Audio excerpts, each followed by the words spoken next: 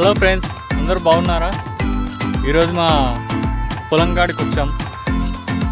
చూడండి పొలం ఎలా ఉందో.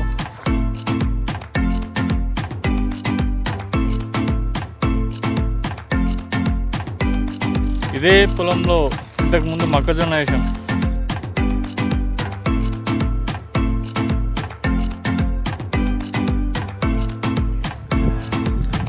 ఫ్రెండ్స్, మన తాతల కాలం అప్పుడు పంట పొలాలు ఎట్లుండే అంటే అప్పుడు ఏమీ మందులు వేయకుండా పెరుగుతుండే. కానీ ఇప్పుడు యూరియా మందులు, డిఏపి అన్నీ ఎన్ని చల్లినా కానీ పెరగట్లేవు. ఎందుకంటే న్యూట్రిషన్ వాల్యూస్ తగ్గిపోయినాయి అంటే మళ్ళీ మనము రీప్లేస్ చేయలేం, ఏం చేయలేం. అవంతే, అవి తగ్గిపోతూ ఉంటాయి. మనం చేసే పని మనం చేస్తూనే ఉంటాం.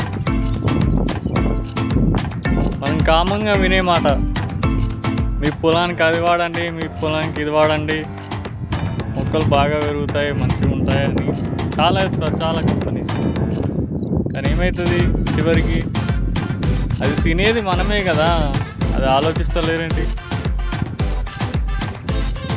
ఇంత ఫెర్టిలైజర్స్ ఇవన్నీ వాడితే రేపు ఫ్యూచర్ పుట్టబోయే వాళ్ళు కూడా అదే తినాలి, అదే ఉండాలి కదా. ఇంతకు వేరే దేశాలు ఎందుకు మరి అంత ఫెర్టిలైజర్స్ మీద రూలు నిబంధనలు ఎందుకు పెడుతున్నాయి?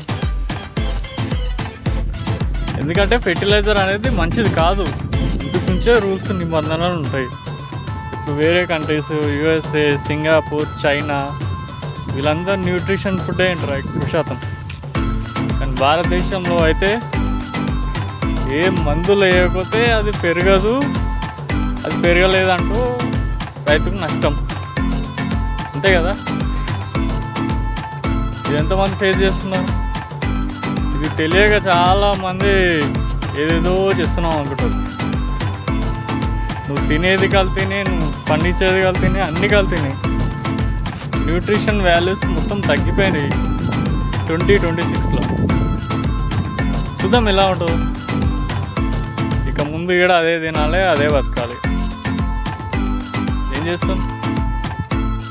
న్యూట్రిషన్ కరెక్ట్ లేకనే మనకు అడ్డమైన రోగాలు అవి ఇవి వస్తుంటాయి. అంత ఈజీగా రోగాలు ఎందుకు తగ్గాయి మరి? అన్నం తింటేనే షుగర్ వస్తలేదు. రోజు అన్నం తింటారు. రైస్ మంచిది మంచిది అని మస్తు సార్లు తింటారు. రోజుకి 5 సార్లు తినేటోళ్ళు ఉంటారు, 10 సార్లు తినేటోళ్ళు ఉంటారు. కానీ అది తింటే డాక్టర్స్ ఏమవుతుందో ఎందుకు చెప్పరు? వాళ్ళు సంపాదించుకోవాలి ప్రజల పైన, అంతే కదా. ఫ్రెండ్స్, ఆలోచించండి. మనం బాగుండాలంటే మనం ఏం పండిస్తున్నాం, మనం ఏం చేస్తున్నామని ఆలోచించాలి. ఓకే ఫ్రెండ్స్, లైక్ చేయండి, కామెంట్ చేయండి, సబ్స్క్రైబ్ చేయండి. అలాగే మీకు తెలిసిన వాళ్ళు ఉంటే షేర్ చేయండి. ఓకే, నెక్స్ట్ వీడియోలో కలుద్దాం. Bye bye.